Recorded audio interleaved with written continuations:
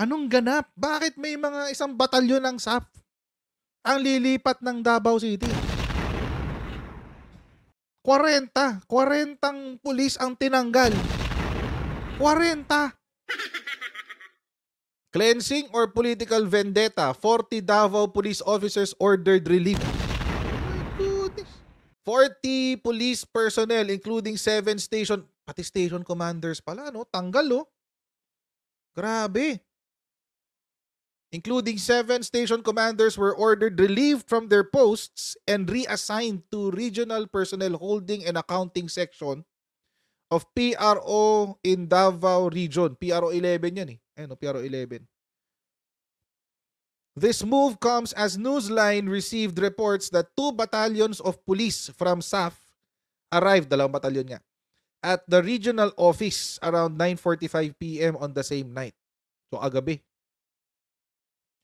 Police Major Catherine De La Rey, the spokes of PRO 11, was also relieved of her post. Oh my God. Linis! Tanggal lahat! Gaano ba kalaki yung yung Davao City? Ba't ang daming tinanggal? In Special Order Number SO RA 2024-1561 dated May 24 by the command of Police Brigadier General Aligre Martinez, the following station commanders and their deputies were also relieved. Were ordered relieved pala, sorry. Additional 29 police personnel who were reportedly involved in the deaths of 7 suspected drug pushers were also ordered relieved. Ay, eto, On Thursday, May 23, Davao City Police Office Director Ricardo Badang was relieved from his post and Colonel Sogilon was Sogilon was designated as OIC City Police Director. The following police officers were also designated as OIC Station Commanders. O, ito na, OIC lahat yan. The police were relieved from their posts as recommended by the Internal Affairs. Wala. May kaso sa loob. Ay, Baste, kasalanan mo to. Kasalanan mo to, Baste. Drug war pa more. The Regional Internal Affairs Service to pave the way for the investigation of the 7 suspected drug pushers killed in a buy-bust operation. Following Badang's installation as the new DCPO Director on March 22, 2024. Shoutout muna sa mga kaibigan natin sa Sendwave. Kung kayo po ay nasa US, UK, Canada, Italy, France, Spain, Ireland, and Belgium, ay pwede po ay magpadala ng inyong mga remittances sa Pilipinas gamit po ang Sendwave. Ang gagawin nyo lang ay download ang inyong Sendwave app, gawa kayo ng account, ilagay nyo yung bank account details nyo. At pwede na magpadala sa GCash, sa mga pawn shops at iba't ibang mga bangko sa Pilipinas. At kapag ginamit nyo pa ang promo code sa inyo pong unang padala, makakuha kayo ng karagdagan $20 free credit. Kaya gamitin na si Sendwave for all of your remittance needs. Suspended lahat, Lipat Although hindi pa naman sila lahat tanggal sa serbisyo. Relieved lang sila and reassigned. Relieved and reassigned. Nilipat sila ng posisyon ng assignment. Nilipat sila ng assignment kasi nga mag-iimbestiga sila. Si Regional Internal Affairs Service, si RIAS, mag-iimbestiga sila sa Davao PRO 11. Sa Davao City. All buy-bust operations were legitimate. 2 officials told Newsline. All buy-bust operations were legitimate. And what we submitted in our report was truth and facts. We submitted the body cam video and alternative recording device to prove that the operation was legitimate.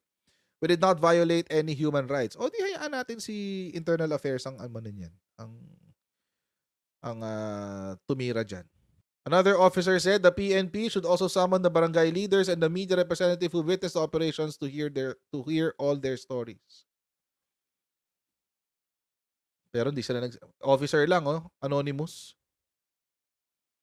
Sabi niya, I'm a police officer. I underwent a rigid training and education about human rights. I am doing my job. I will not gamble my badge for a lowly suspected drug suspect without cause. But if this is the price of protecting innocent lives, then let it be. Alam nyo, mga kotsero, wag na tayo masyado magdrama. Ito yung ito yung bunga ng Duterte administration lahat dinadaan sa drama. 'Di ba mahilig kasi si Dugong sa ganun Mahilig siya sa ganun Kung ikulong nyo ko, okay lang. Basta yung pagpapapatay ko sa mga drug pusher, para yan sa bansa. Para yan sa mga kabataan. Ganun siya eh. Dinadaan sa ganun, puro drama. Dinahawa na yung PNP sa kanya. Reports also indicated that the newly arrived SAF personnel would be deployed in Kalinan District where fugitive Kibuloy is reportedly hiding. So tama pala yung kutob natin nung nakaraan. Tama pala. Kasi mga kotsero, ako matagal na akong nagtataka dito kung ano nangyayari. Ito kasing si Krappler, mahilig siyang gumawa ng intriga. Ito daw, there are unconfirmed reports that the PRO will undergo a total cleansing. Some claim that the police are victims of the political war between former President Rodrigo Duterte and President Ferdinand Marcos Jr. This movement in Davao is the second of its kind in decades. Okay, huwag na natin pasinin yung history. Ito na lang. Unconfirmed reports have surfaced indicating that police personnel visibly seen during the hugpong ng Maisog rally in Davao City have been transferred to Luzon. This adds another layer of complexity to the recent shakeup within the Davao City Police Office. Alam nyo mga kotsero, ito lang yung akin dyan. Ito lang yung akin. Kasi ang PNP dapat talaga nasa mga rally yan. Ang PNP. Kasi they are there to maintain the peace. So at least, pero meron silang rule, dapat 100 meters yata. Parang ganon. Pero mga kotsero, kung ikaw isang pulis at nakita ka sa loob mismo ng rally, nakikibongbong resign ka doon. May problema. May problema ka doon. Sure yan. Bakit? Kasi mga kotsero, bawal po yun sa government employees. Bawal ho silang mag-participate in partisan activities. Dito po yan sa kanilang Code of Conduct. Ayan o, Code of Professional Conduct and Ethical Standards ng PNP. Article 3, Section 2.3. Ayan o, Article 3, Section 2.3. Non-partisanship. Ayan o, non-partisanship. Napakita ko lang sa inyo kasi baka isipin nyo, grabe naman si Bongbong Marcos. Tinanggal dahil sumama lang sa rally. Oo, patanggalin talaga sila kasi bawal yun. Bawal yun. Bawal yun mga kotsero. Wag nyo, kapag puliso kayo, or kahit sa ang ahensya ng gobyerno, wag nyong subukan. Wag nyong subukan. Kasi matatanggal kayo sa serbisyo. As far as the PNP is concerned, nasa Article 3, Item number 2.3 ng kanilang Code of Ethics. Non-partisanship. PNP members shall provide services to everyone without discrimination regardless of party affiliation in accordance with existing laws and regulations. So, bawal yun, bawal yan. Okay lang kung bantay. Halimbawa, magbabantay ka lang doon pero hindi ka nagpa-participate. Okay lang yun, walang problema doon. Pero kung participant ka, kung nandun ka, nakikisigaw ka na, Bongbong resign, Bongbong resign. Ganon. Bakit si VP sumama sa rally? Hindi naman siya hindi naman siya government employee. They cannot join. Army, bawal.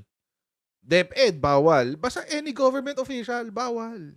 Any government official. Any government employee. Kahit sa ang ahensya. So, bawal yun. So, ako, maiintindihan ko kung nag-participate ka sa hakbang ng Maisog rally sa Davao at ikaw ay sinuspend or nilipat ka sa Luzon, kasalanan mo yun. It's your fault. It's your fault. Kasalanan mo yun. Pag walang politika yan. It is what it is. Kasalanan mo yun. Ngayon, at the same time, mga kotsero, eto, sa palagay ko lang naman, hindi naman to naisulat dito sa article. Pero sa palagay ko, mga kotsero, isa rin sa mga dahilan kung bakit nagkaroon ng cleansing dyan sa DCPO, Davao City Police Office, ay dahil kay Kibuloy. Ako lang naman yun. Hindi confirmed yun.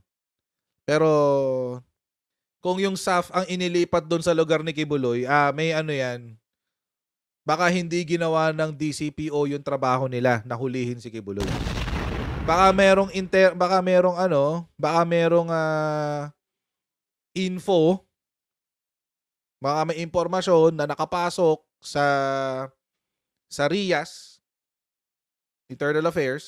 Regional Internal Affairs, na hindi ini-implement yung warrant. Kasi mga kotsero, kasi naman, kailan pa ba hinuli si Kibbs? Kailan pa ba lumabas yung warrant niya? April o later part ng March or first week ng April. Ito April 5 na, hindi pa nila nahuhuli April 5. Anong petsa na? Patapos na ang Mayo.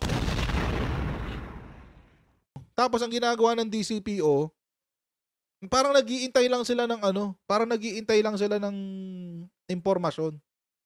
Or naglalabas lang sila ng mga statement. Huwag niyong kakanlungin. Pag kinanlong nyo, hulihin namin kayo. Ganun. Pag kinanlong nyo, hulihin ko kayo. Ganyan. Pero wala naman. Wala naman silang ginagawa. Hindi naman talaga hinuhuli. Actually, may mga chismis pa nga. Ayan, patuloy, may tracker team na daw, etc. Pero may chismis pa nga nung isang araw na labas-pasok daw yung chopper ni Kibuloy.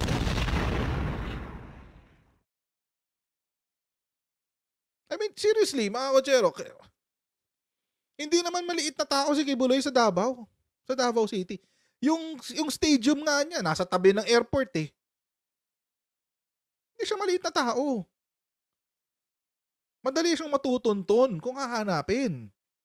At saka may mga paraan niyang mga yan. Ano, wala kayong kinausap na maid? Wala kayong kinausap na empleyado? Wala kayong nabaliktad na kahit sinong tao para isuko kung nasaan siya? Imposible. DCPO spokesperson Captain Hazel Tuazon on Wednesday denied reports that a private chopper of Kingdom of Jesus Christ founder Pastor Apollo Kibuloy spotted flying over Davao City 5 times from May 1 to 14 from the police tracker team tasked to monitor the properties of the evangelist. Wala rong confirmation. The CAAP reported that the last time the chopper was seen flying over the city was last week, with routes from Hangar to Barangay Tamayong and vice versa. Oh. CAAP yan eh. So sinasabi ng CAAP na oo, may lumilipad yung helicopter ni Kibuloy. CAAP yan oh. Tama ba yung basa ko? The last time the chopper was seen flying over the city was last week. So before the week of the 14. Kailan ba yung 14? Tuesday. So May 7 to 11. Pero para sa PNP, unconfirmed pa rin yun. Wala pa rin daw confirmation.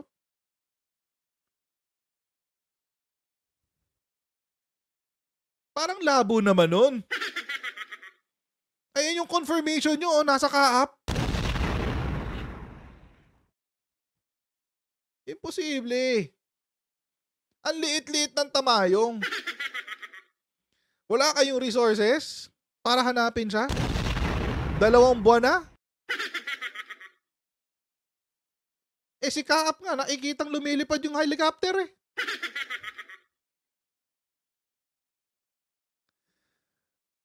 Oh, so paano?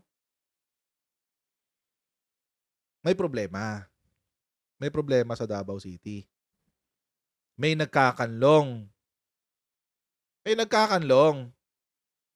Imposible naman yun. May record ang kaap, tapos wala kayong confirmation sa tracker team nyo. Anong klaseng tracker team yan? Baka mga Shih Tzu lang yung... Hindi kayo German Shepherd. Mga Shih Tzu lang kayo. Wala kayong kwenta mag-track.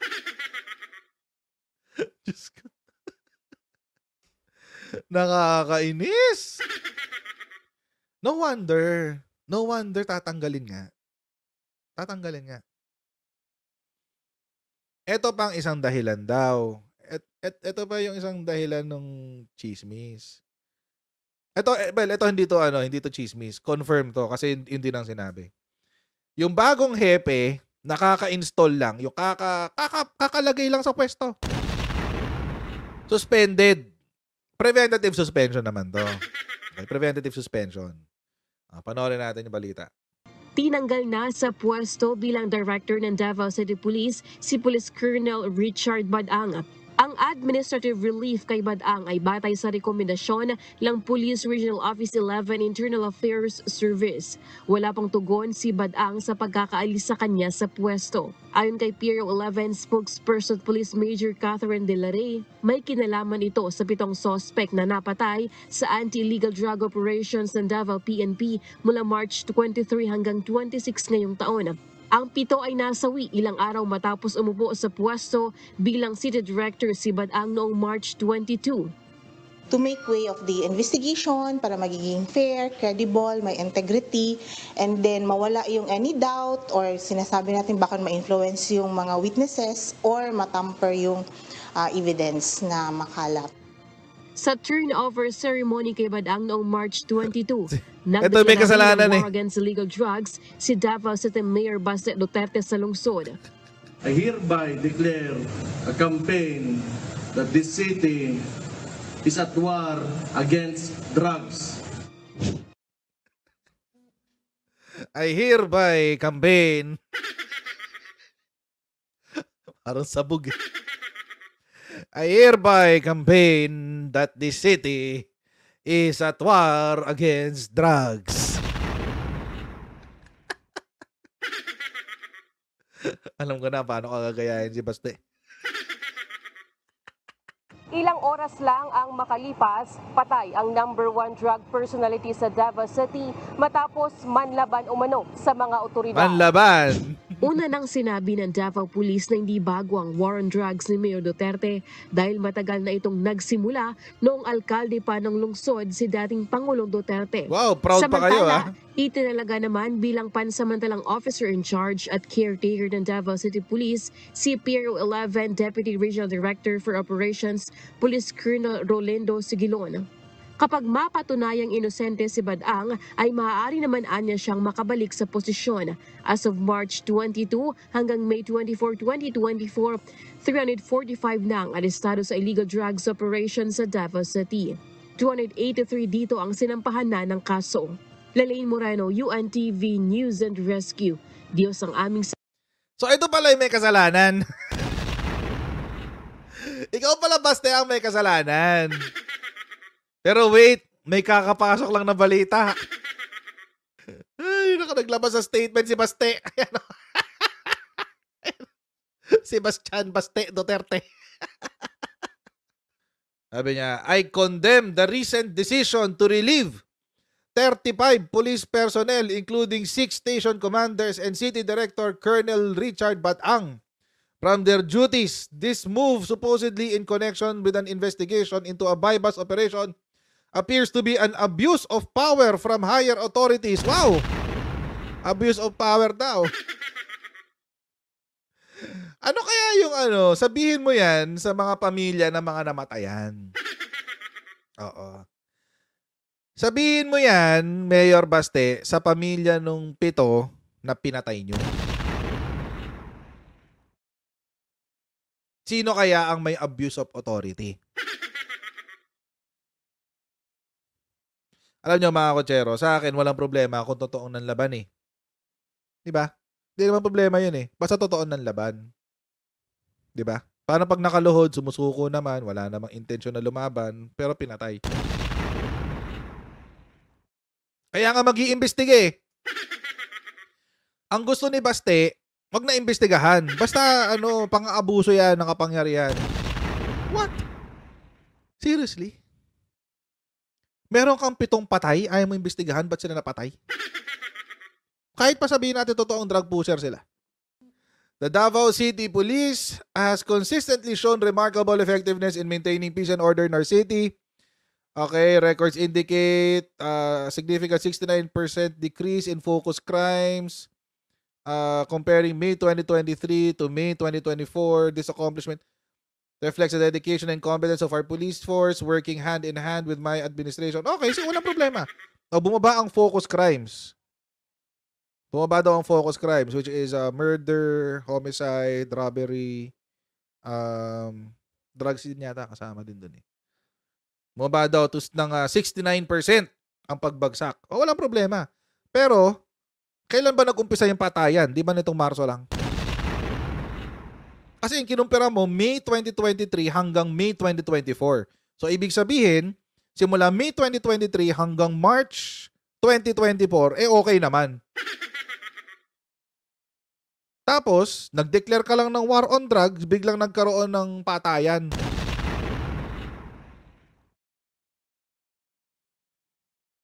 It is disheartening to witness such disruptive actions within our law enforcement agencies, etc., etc. It is important to note that according to Republic Act 6975, City and Municipal shall exercise operational jurisdiction, supervision, and control over the PNP units in their respective jurisdiction. My active involvement emphasizes my dedication to collaborating with law enforcement. Okay, sige. It is important to note Republic Act 6975. Meaning, mayors shall exercise operational supervision and control over the PNP units in their respective jurisdictions. Baka ka siguro dapat isama ka rin sa investigasyon. Kasi, they exercise the PNP in the LGU. Yung PNP sa loob ng LGU ay nasa operational supervision and control ng municipal mayors. Baka dapat sama ka na rin imbestigahan. Ikaw kamo eh. Ang may operational supervision and control, ibig sabihin, kanina nang galing ang utos. Ikaw pala may control eh. Command responsibility. The recent action taken against these relief personnel contradict the spirit of cooperation and mutual trust for effective governance and law enforcement. Okay. Okay, paano? Contradict the spirit of cooperation and mutual trust for effective governance and law enforcement. How? May patay nga kayo. Ito yung sinasabi ko sa inyo mga kotsero kanina na nung pumasok si Digong sa buhay nating lahat, nung pumasok ang mga Duterte sa buhay nating lahat, nakalimutan natin na ang buhay pala ng tao may halaga. Na may dahilan kung bakit hanggang ngayon wala pa ring death penalty ang Pilipinas. Kasi we put a premium in the lives of people. And ang punto po ng pagkakakulong ay hindi lang penalty kundi reformation. Lang niya, si Morales nga gusto niyong protektahan, napakawalang kwentang tao eh. Di ba may pa-protect Morales pa sila itong mga DDS? Partida ha? Kunyari lang yung pagbabanta sa kanya. Kunyari lang yung pagbabanta sa kanya. Inimbento lang nung Pikoy para daw mapunta siya sa Senate hearing. Partida. Pinagtuunan ng pansin ni Bato. Tapos hindi natin ma-extend yan sa lahat ng tao. Ako mga kotsero, hindi ako pabor sa drugs at lalong-lalo na wala akong tolerance sa mga drug pusher. Pero baka mga kotsero, nakakalimutan natin lahat na tao rin yung mga yan. May mga pamilya yan, may mga anak yan, may mga asawa yan, may nagmamahal dyan. At kahit pa kriminal yan, tao pa rin yan. Hindi yan parang, aso nga eh. Pag ang aso, pinatay mo sa kalsada, meron ng batas na magpaparusa sa iyo eh. Animal abuse. Aso yun ha. Pang pets yun. Pang pets. Lalo naman siguro tao.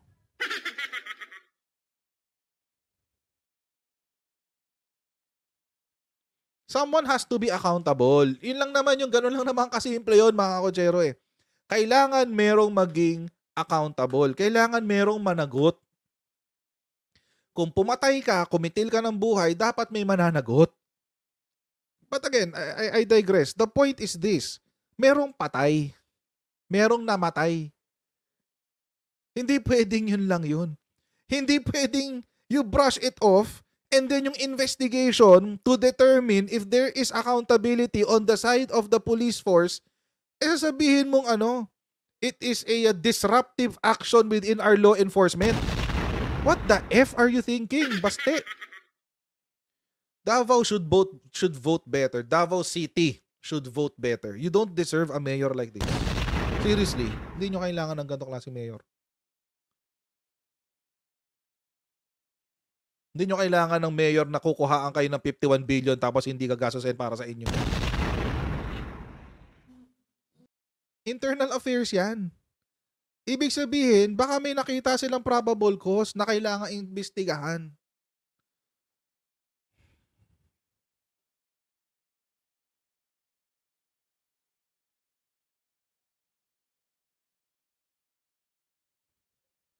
Tapos sasabihin nyo, I oppose any efforts to undermine the hard-earned trust between our community and law enforcement. Ha? Meron ba? Akala ko ba tahimik sa Davao? Parang recently, lagi nababalita ang Davao City ha. Either may nagbabarilan, may nagrarambulan. Last week lang may binalita. Nagbabaril sa loob ng convenience store. Riding in tandem.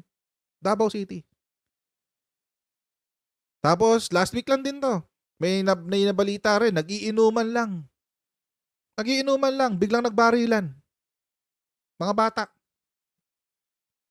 This week, may nabalitaan ako sa Davao City. Nagrumble naman. Ako mga kotsero, ako pro death penalty ako. Inalis do yung death penalty. Ako mga kotsero, I'm pro death penalty. Para maiwasan na yung mga ganito. Para maiwasan na yung mga ganyan. Mga EJK. Addict, pusher ka? Ganitong karaming gramo ang nakuha sa'yo? O bitay ka.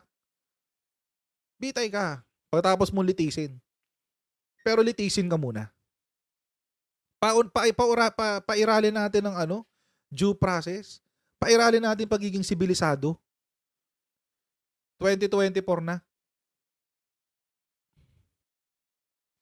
Wala na tayo sa Middle Ages. Wala na tayo sa Middle Ages. Kung saan kapag may nakaaway ka sa isang bar, kahit patayin mo, saksakin mo, walang problema.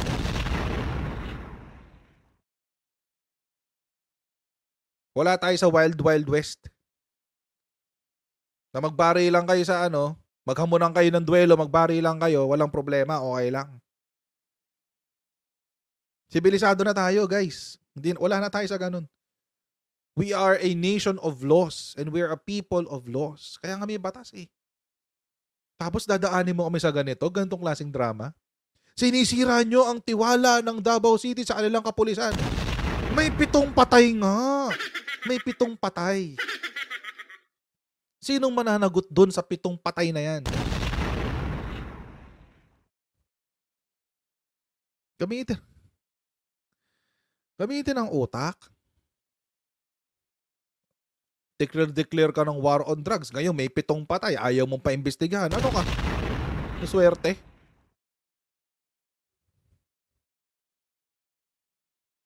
Nakabwisit. Legit na nakakabwisit. I mean, ganun na lang ba buhay ng tao ngayon? Seriously, ganun lang ba kabuhay ng tao ngayon? Para ka lang nangahampas ng ipis? Tapos wala na? Tapos na? Ganun lang yun? Konting respeto naman sa buhay ng tao. Hindi tayo ganyan. Lalo Pilipino tayo, hindi naman tayo ganyan. Hindi tayo bayolente. Kung gusto talaga ni Baste na ayusin yung sistema niya sa Davao City, tumulong siya sa investigasyon. Hindi yung kumukontra siya.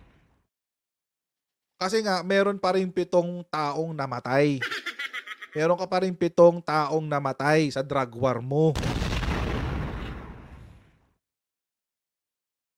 At kahit pa pusher yung mga yan, kailangan tratuhin mo pa rin tao yung mga yan. Diyos ko. Basic. Pero syempre, yung mga DDS, mga galit na naman sa mga sisisi na naman kay Bongbong Marcos. Pinupolitika kami ni Bongbong Marcos. Come on. Some common sense, please. Anyway. Yun lang naman sa akin, mga kotsero. Walang problema sa akin kung pusher sila, kailangan silang hulihin, etc. Walang problema sa akin yun. Go lang. Hulihin natin yung mga drug pusher. Pero hulihin natin. Hulihin natin. As much as possible, or physically possible, di ba? Irespeto din natin yung buhay ng tao kasi buhay pa rin niya kahit paano eh. Hindi naman yan insekto. Stress ako dun. And Davao City should vote better. I mean, seriously, if your mayor's like this, you should vote better. May taga Davao ba dito sa channel natin? Kung may taga Davao dito, you should vote better. Seriously. You deserve a better leader sa Davao City. Wala akong kilala dyan. Hindi ko alam kung sino yung mga dapat iboto dyan. Definitely. Pero yung hindi nyo dapat iboto, ayan. This one. So mga kotsero, once again, good morning, good afternoon, good evening. Huwag niyo pong kalimutan mag-subscribe sa ating Coach Charlie YouTube channel. Pa-follow tayo sa ating Facebook page. And I'll see all of you in our next live stream. God bless you next time, guys. Bye!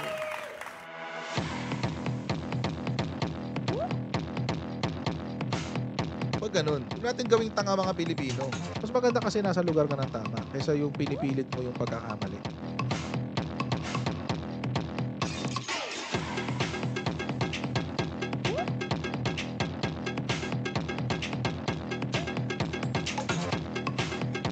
Are they willing to go that far? Hindi makakalimutan ng Pilipino yan hanggat di nasasagot niya. Sino ngayon nagsasabi ng totoo?